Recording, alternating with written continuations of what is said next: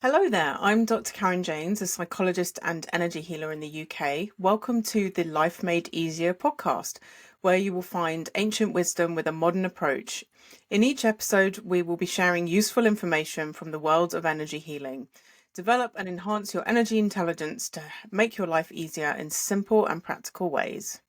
Hi, everybody. I am Dr. Tiffany Hunter. I'm an energy healer in the United States. Today's episode, we're going to talk about what to look for when you're choosing an energy healer. How to know what the right type it is you're looking for, what the skill set is you should be looking out for, a good personality match. Finding a good healer is a lot more difficult than finding some of the other things where the profession is more standardized and you've got more qualifications that you can look at. So we're going to go over how you find it and what it is you can be looking out for to make sure that you don't feel overwhelmed and you get the best match for you.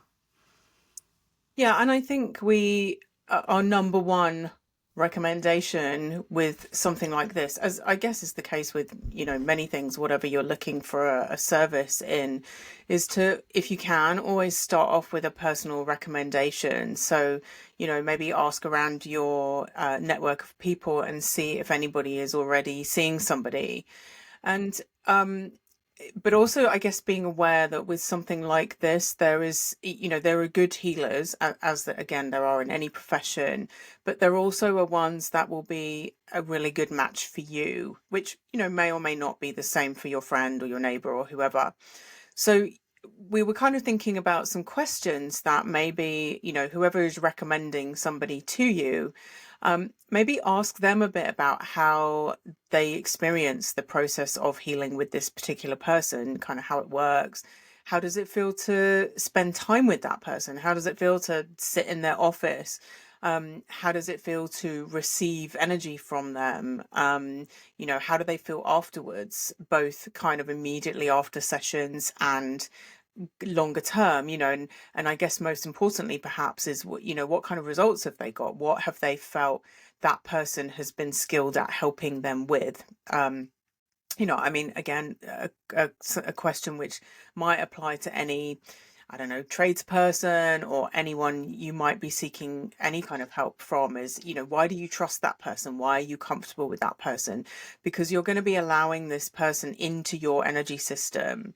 And whilst I don't want that to sound too alarming, it's kind of not unlike, it's like the energetic equivalent of perhaps going to see someone for massage, with energy healing generally, unlike with massage, you're going to be keeping all your clothes on, but it's still someone really coming into your personal space and getting to know you in ways that, you're going to be perhaps sometimes in a little bit of a vulnerable position. So you want to feel really good when you're with this person. Yes, although now that you say all of that, I'm trying to figure out all the ways I can make you say the word massage over and over again just because it's so much fun to hear you say it. Massage. Massage. Massage. Massage. For our international audience. Yes. I do think personal recommendations are by far the best. I have recently moved to a different state in America, and so for the first time in 20 years, I'm receiving a fair bit of new clients from websites. But even now, I would say that my new clients are coming in at 60% word of mouth from existing clients. But from the place I was living in before, it was something like 98% were coming from existing clients. And I think it's super important because you can ask those questions that you outlined, which are really great ones. I'm assuming you're mostly word of mouth too? Well, I was just thinking about that when you were talking about it. Yes, but I also noticed a difference because I originally set up my practice in London and then have moved out further into more rural areas. And it's kind of like the more rural I've got, the more it's been word of mouth. When I first Mm-hmm. started in London, I mean, partly, they're getting established, but I think they're, more transient population in big cities, I guess. And so I think there I did get more website. I don't even know what the percentage would be now. It's probably something like 20 or 30% website Mm-hmm. and Mm-hmm. the rest personal recommendations. Yeah. So yeah, that's I think always very much the best is to ask the people in your life that you trust who they use. But if you don't have access to that, or you just don't feel like you want anybody in your life right now up in your business in that way, we're in a world where your next bet is going to be website and going to be online Google search engines or whatever search engine is your favorite. We're long past. I guess there's some communities where you're going to get flyers up, maybe at the local supermarket, or maybe the bookstore is going to do an evening or some kind of alternative health festival where you can go meet people at booths. I mean, that certainly does happen. But really, I think realistically, websites are going to be your best bet. Although Yeah, I love the idea of, I pardon? think there's still places around here that like health food shops and some Mm-hmm. cafes will have like a community notice board that you'll find. Actually, the gym I go to as well has some practitioners for not necessarily energy healing, but bodywork people and other local businesses. So I think there probably are places round and about that you might see a Yeah. card, and then usually people have a website that you can then look at. Yeah, that occurs to me when we were talking about word of mouth. We were talking about people and people's personal life, but I think if you've got a good, as you say, massage therapist that you already use, Mm. or if you know a good chiropractor, an acupuncturist, anybody that's in the field, I was gonna get tons of colleagues referring back and forth to each other, and so there's going to be compatibility. But all right, so let's talk about websites. The thing to search for in your search engine is going to obviously be energy healing, but also energy medicine, well being, alternative health, complementary therapy. These will all be useful words to you to use. You can also stick in the solution that you're trying to solve. So, for example, if you're trying to solve stress, you could put in something like energy healing for stress relief or alternative medicine for stress relief. If you're looking for whatever it is that you're looking for, you can add that as well. You'll just probably, if you don't have the words energy healing or energy medicine, you may be inundated with lots of people trying to sell you supplements. So that might be a little bit hard to travel through. But assuming that you can get yourself a few, and Karen and I always recommend when possible to see people in person. So you're going to want to search for the people near you, right? And there's lots of reasons for that we're not going to go in here, but in person is always best. But once you've got somebody's website up in front of you, you can actually know a fair bit about them. First and foremost, look at how you feel about the style and the tone of the website. And I would go so far as to say that there's not really a bad thing or a good thing you're looking for. It's more what suits you, right? So if you were to go on my website, what you'll see is what you won't see. There are going to be lots of conversations about spirituality and lots of but there will be lots of information about who I am, how I work, what I work with. And the reason for that is because I tend to approach my work from a place that's a non-spiritual and more healthcare point of view. But some people may really specifically want to be working with a spiritual healer. And so that may be very important to them that it's faith-based. So again, there's no really good or bad way of looking at this. Just think through for yourself what kind of tone you're looking for when you have a look. You also make me think that you sort of being aware of legislation in different countries, because I don't know how this is in America, but in the UK, any therapist, healer, practitioner has to be very careful about what they say they can help with. So just to give you, kind of an example, I'm also a clinical psychologist, as I said, and so that means that, theoretically, my psychology therapies have a big evidence base for supporting people with things like depression and anxiety. Something like energy healing, there isn't a lot of good research out there, so we have to be very careful about what we say we can help with. So you may see things that kind of seem to be missing almost from people's websites. And I mean, I think another really, really important, I mean, Tiffany was talking about the kind of language people use, how they present themselves and how they talk about the work they do. And does that feel comfortable for you? Does that feel like it, in some sense matches how you kind of see the world or what have you. But I think personally, and this is again, this is true, I think, with any kind of therapy, treatment of any kind, when you see something that where someone's making a kind of outrageous miracle cure type claim about being able to, cure things and, 100% success rate for this symptom or that illness or whatever, I'm always really, really cautious about those kind of people because we know, everybody knows from mainstream medicine that nothing can cure everything, that, people with the same symptoms can have different underlying causes. People, just like they do with, you know, pharmaceutical medication, we respond differently, to people who are describing very similar problems or symptoms might take the same medicine and one might be, oh, it was great, it's really sorted me out, I feel really great, I can, I'm where I want to be. And the other one either may not get the benefit they were hoping for, or might really struggle with the side effects of that medication, for example. And I think there are some parallels, let's say, although with healing we're not using any medicine in the kind of substance sense of the word. I think any good ethical practitioners understand that everybody is an individual and what works for one person may not necessarily work for another.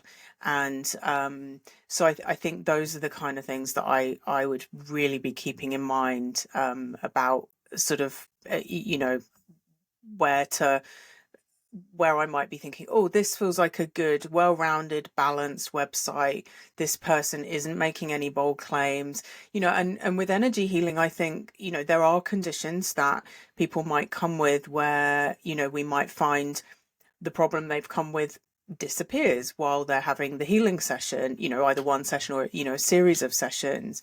But equally, there will be other things that we might not be able to help the person completely get rid of. But, I mean, things like menopause, I don't think healing can cure menopause because it's a natural, kind of like a natural imbalance state that all women will go through if they live long enough. And so nothing really cures it as such, but various things can support someone who is, experiencing problems in that with that. So, and often what we do as healers, we might want, we might even be recommending are done alongside other treatments. I'm sure this is true for you, Tiffany, but it's not uncommon for me to say, I'm really happy to see you. I think the work we could do together will be really beneficial. And I really want you to go and see your GP. I really want you to go and see the chiropractor. Those kind of conversations. So again, a good practitioner won't be afraid to say there are other things that will help you as well, or occasionally perhaps help you instead of, and particularly if people are needing to spend money and kind of rationalize. I mean, a good ethical practitioner will, say, actually, I think right now you should prioritize this. Come back to me when when you've done that, when you've sorted that out, and then we can do some work together. Yeah, I think that's very important. An ethical, professional practitioner understands what it is they're qualified to do, understands Yeah. the lane that they're working in, and they're able to articulate that. And they're also able to identify areas that would take them out of their lane. For me, the big one that I think the biggest reason I'm often referring new clients to an MD first is if they've had consistent and severe headaches and they haven't seen an MD. And if you just think that through for a second, while I may have the ability to relieve those symptoms, if the reason for those symptoms are something I cannot cure, I haven't done them a favor by taking rid of the symptoms without the underlying cause being addressed. And in those situations, and it hardly ever happens, but the point is it can happen. And you don't want to be seeing somebody who thinks they can do everything or suggesting to you that you don't need to continue your traditional care, that is not willing to work with what you're doing. I And think I think by reading the text, you're going to get a sense of the tone of the person by the person's language, by even the photographs that somebody is using, how they describe their work, how they describe their services and who they are. You're going to get a sense of all of that just by reading through.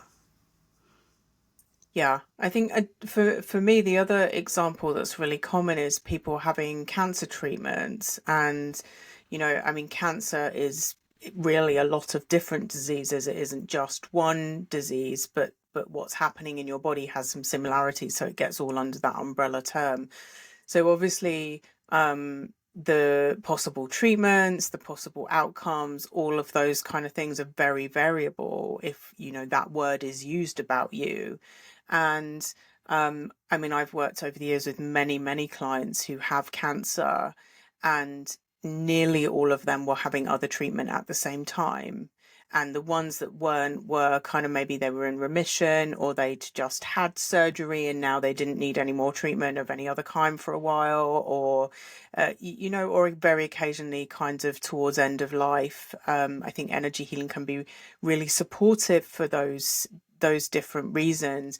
But again, I do see things where people have been encouraged to stop all medical treatment and just see, I don't think this is exclusive to healing, but I see it with like supplements, or even some kinds of yoga practices or breathing techniques, or things where, again, that sort of language of, you just have to believe enough in this treatment, this process, and then you'll be cured. And then I think we can get into the realm of the client being blamed for their symptoms not getting better. Mm-hmm.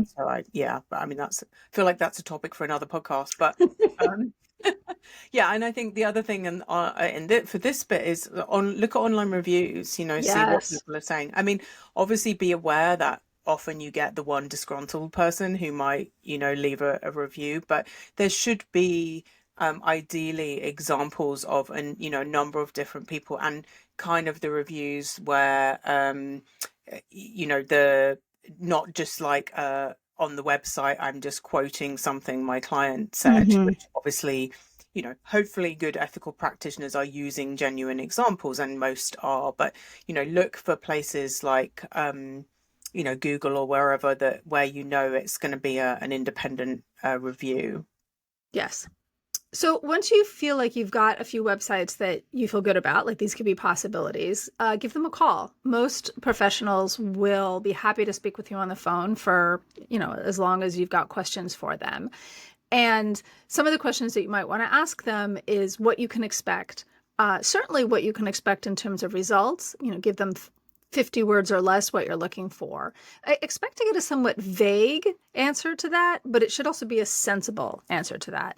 If somebody tells you that they can fix all your problems in 2 sessions, not necessarily what you're looking for, right?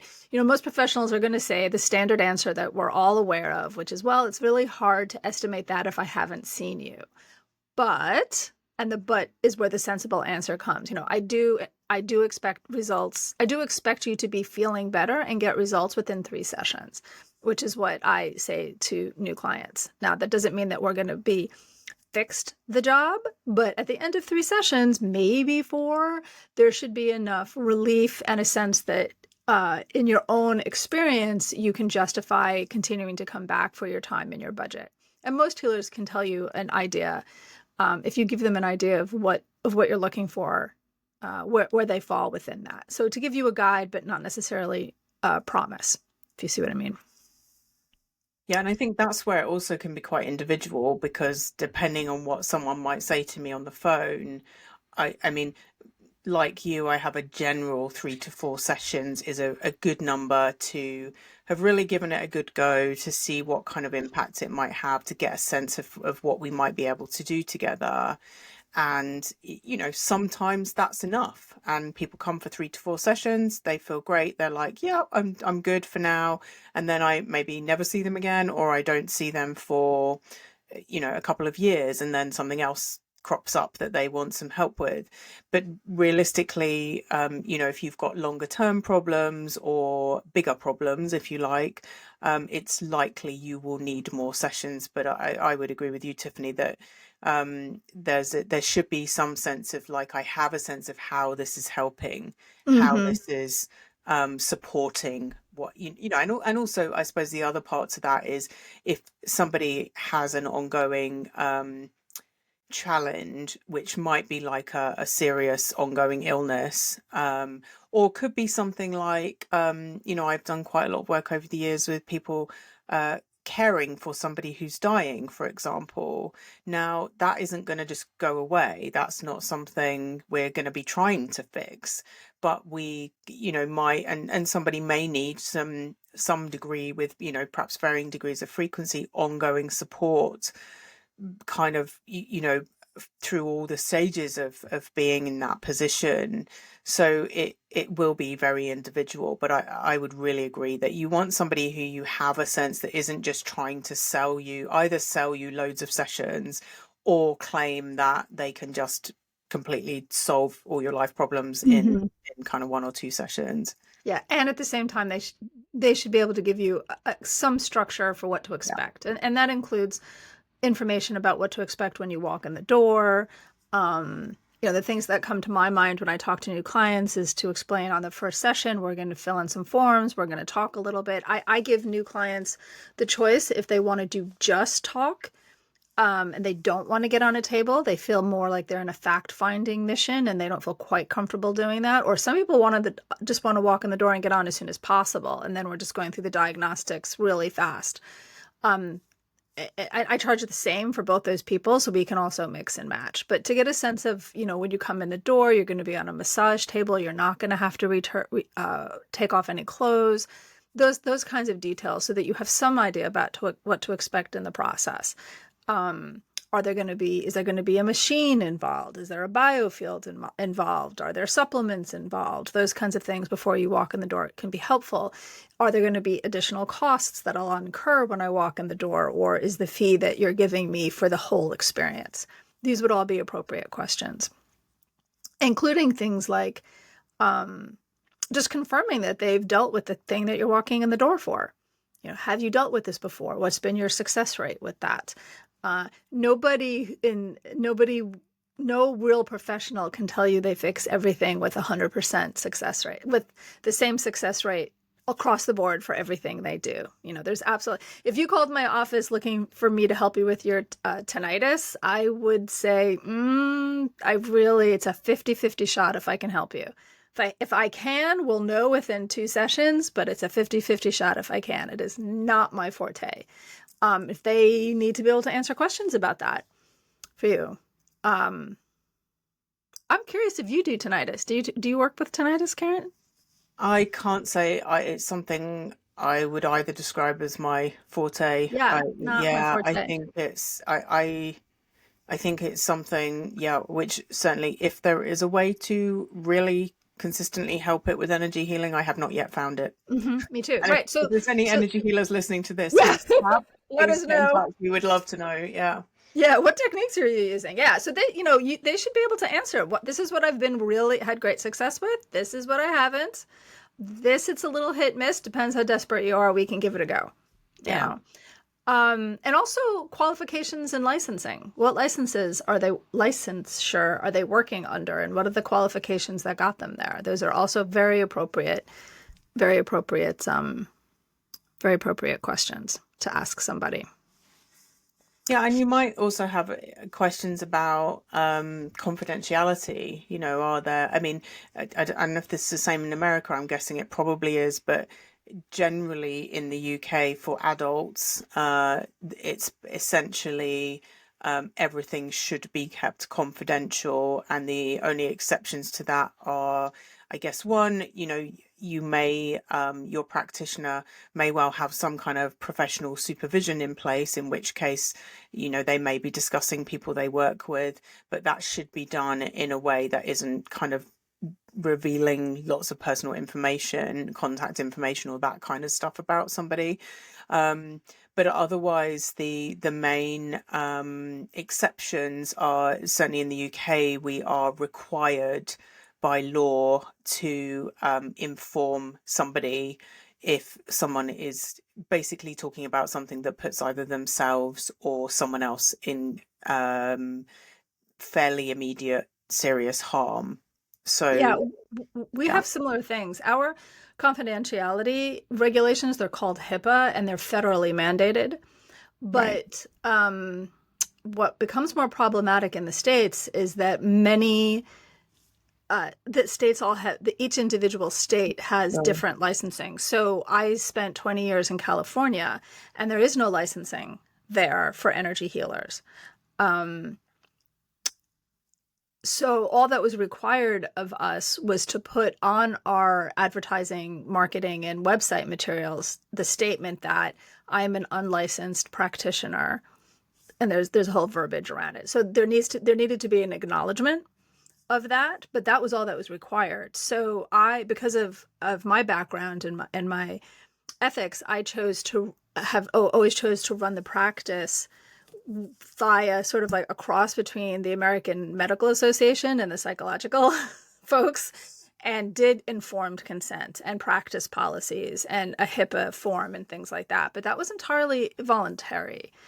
In Florida, the state where I am now, there is a licensing for energy healers, but quite unfortunately, from my point of view, it's not a standalone license. It comes under massage therapy.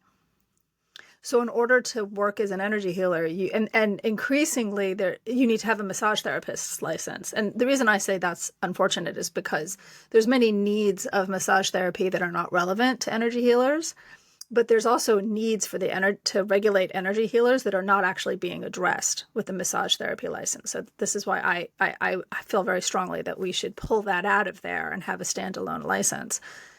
But it really depends what state you're in. So be mindful. And I will tell you that I've been in Florida for about 3 years now, and I have not met another healer who is licensed. They just work under the radar. right. Hmm. Yeah, and that's problematic. It's problematic. So maybe we should move on a little bit from there. During your first session, what might you expect? So obviously, depending on who you're working with and what kind of healing they do, this could vary. But I think these are certainly examples. So what I'm going to talk about now, and Tiffany may want to chip in with things that are that certainly I practice, that I'm pretty sure Tiffany practices, and that I think probably are good practice, whatever type of energy healing or spiritual healing or any kind of healing that you're doing. I mean, in truth, probably most health practitioners, these are good practices. So you really want to expect that at the beginning of the first session, the person you're meeting with will probably want to take a bit of time to at least just go over, are you taking medication? Do you have any particular health issues? And I often will ask about, I mean, depends a bit what people tell me, but I will often ask about pain. And some of that's practical. Are you going to be comfortable laying on your back on a couch for nearly an hour? So there might be things like that to talk about. And then, which may or may not be related to those things, you really want to be with somebody who is interested to know, what have you come for help with? What are you looking for support with, relief from? What are your priorities for this session and for possibly ongoing sessions? I think that again indicates somebody who is really focusing on what you want to get from the session rather than any other kind of agenda of their own. And hopefully they may have things to suggest to you that you may not have thought of, which is part of the value in meeting with somebody else and not just having to deal with stuff by yourself.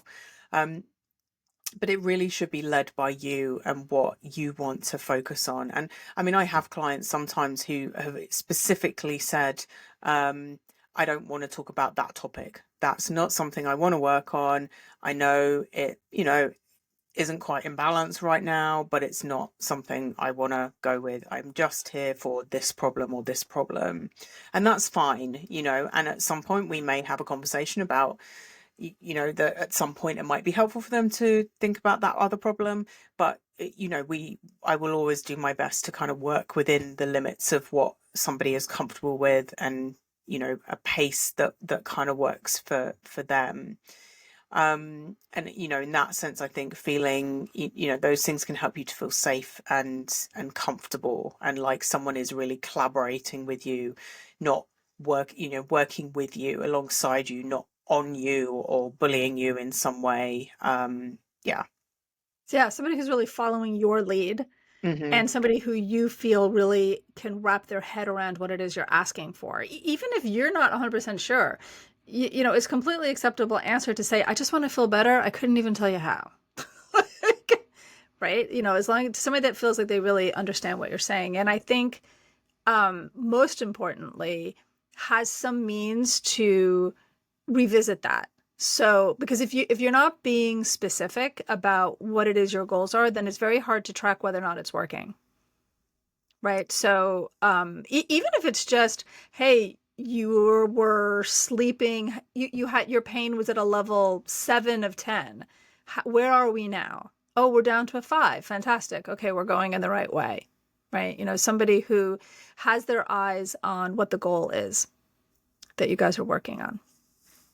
Yeah, and kind of within a reasonable time frame. I mean, I think probably again the same is true for you, Tiffany. I mean, I definitely have clients that I've worked with over quite a long period of time, and usually that's because they have. I mean, often that's people who have some kind of trauma they want to work on, and we need to go at a really slow pace.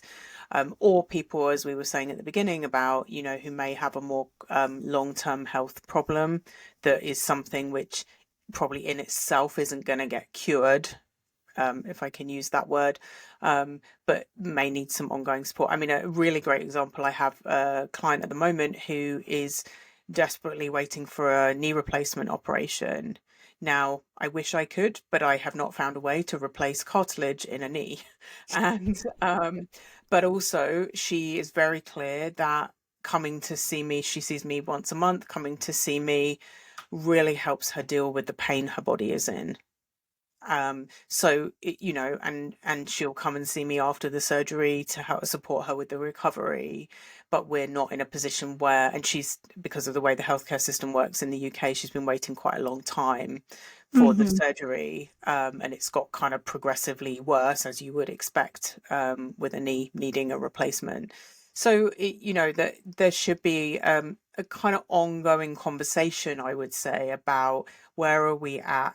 Is this still what you want to be focusing on? How are you feeling about the progress we're making or not? And also, I think for somebody, again, a good practitioner will be able to say, we've given this a really good go, and we haven't in truth had as much of an impact as I would have liked, or maybe as you would have liked. So, let's have a bit of a reevaluation. Definitely. Is there something else you need to be doing? And if that needs to be instead of coming to see me again, I think a good practitioner, a good ethical practitioner will be open to that conversation, rather than any sense of you just need to keep coming, and eventually we'll have a goal, we'll reach your goal. But if it doesn't appear to be that much improvement, or you've kind of plateaued and maybe now is the time to try something else, I think that's a really important. Mm-hmm. I agree. I agree. I'm curious what you think about this because as it pops into my head, I don't know that we've ever talked about it, but I don't hear this so much where I am now in Florida. But in California, I heard from lots of clients in relation to their work with other practitioners about healing crises.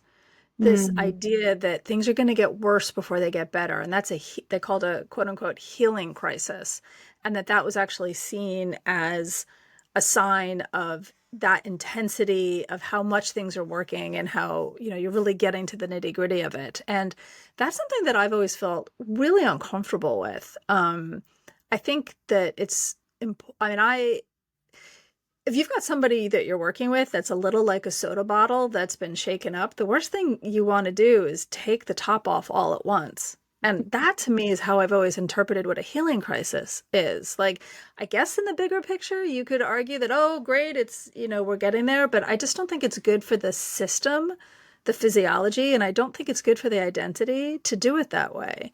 I think it's better to do it slowly and not ask the system to hold that kind of healing crisis. Just even the words make me uncomfortable. Yeah. Yeah, it's not a term I would use. I mean, it's not a term it is a term I've heard people use.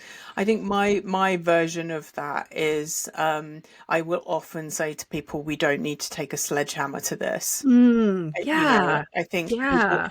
people do come, and again, particularly where there's trauma, or a lot of emotions that have been kind of suppressed and pushed down.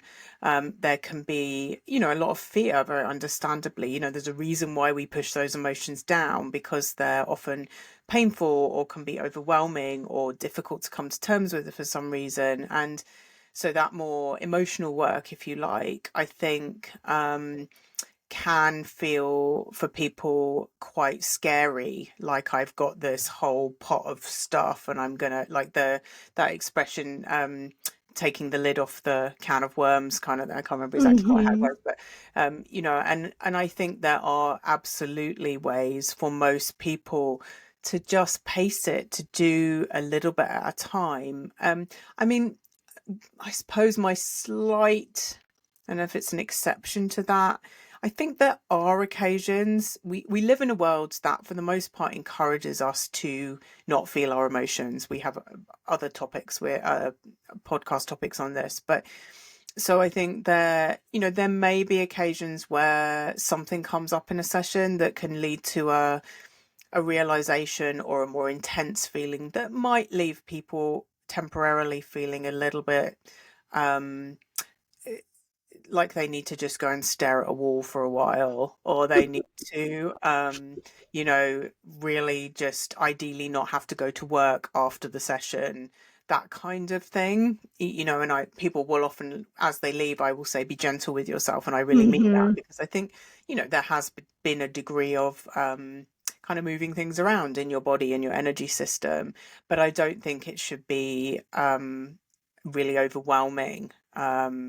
And equally with physical symptoms, I mean, I don't have any sense that physical symptoms should get worse, like there's some sort of detoxing process where all the Yes, disgusting stuff has to come exactly. out and you feel worse before Yeah. you feel better. Yeah, I would agree with that. Yeah. I think in having said that, I think it's common enough to mention for things to come up during the session. I mean, and that's the goal, is to bring all that up in the container of the session, right? And then when the person, what I usually say to people is, if if you do reflect, or some emotions are coming up for you in between sessions, it should be at the level that if you have to have a conversation or go make dinner, you can easily throw it over behind your shoulder up on the shelf Yeah, without it leaking through, right? And if it leaks through past that, call me, because we need to settle things down. It shouldn't bleed into it like that. that's a Yeah. And great and way of again, a good describing it. I love that. yeah.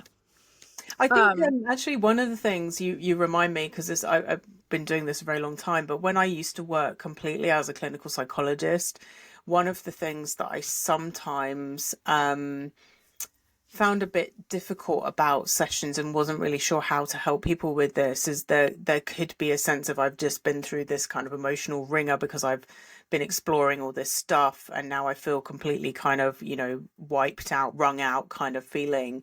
And one of the things that I really love about working with energy is that we're putting really something positive in at the same time, painful or very intense, or maybe even in that moment in the session, as Tiffany describes, a little overwhelming, but you've got the support of your practitioner. And I'm not saying talking therapies can't do this, sometimes they can, but I think there is a real bonus to getting that positive energy in that helps your nervous system to stay as regulated and as relaxed as it can, in whilst you're doing something. And again, we're probably particularly talking about the emotional side of things here, but yeah, I think it can really bring a good balance.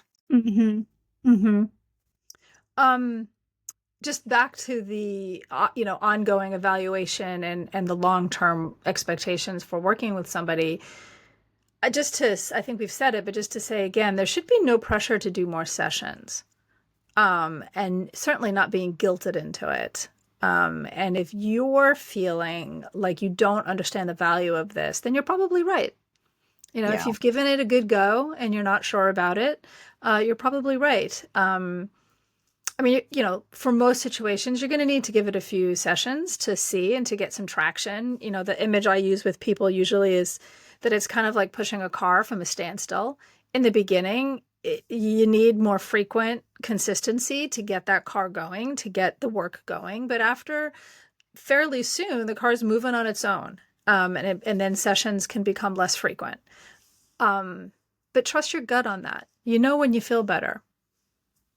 I think it's not that unlike how we tend to take medication as well, actually. I mean, and depending on the problem and the type of medication, if we take paracetamol because we have a headache, we might expect that to start to have some benefit in like 15, 20 minutes. And if it Mhm. doesn't, then we might be thinking, oh, okay, is there something else going on here? I need to see somebody, or if we take antibiotics for an infection, we don't expect them to get rid of the infection that day, the first day. We know that they're going to take probably 2 to 3 days to start to have an impact, and that we're probably going to need to keep taking them for the 5 days or the 7 days or the 10 days until they completely clear that infection. And sometimes we might need a different antibiotic. The first one didn't do the trick.